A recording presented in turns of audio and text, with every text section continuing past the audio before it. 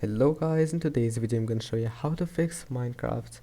Make sure you're online. It's easy. If you want to fix this problem, all you have to do, just click here and then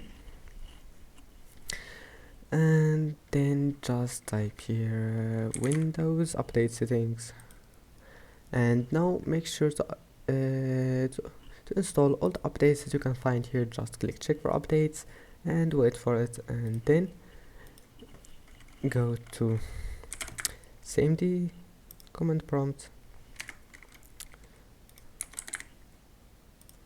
Wait, you need to run it as administrator, and now once you're here, type ipconfig//dns, enter, and then type here net winsock reset and click enter.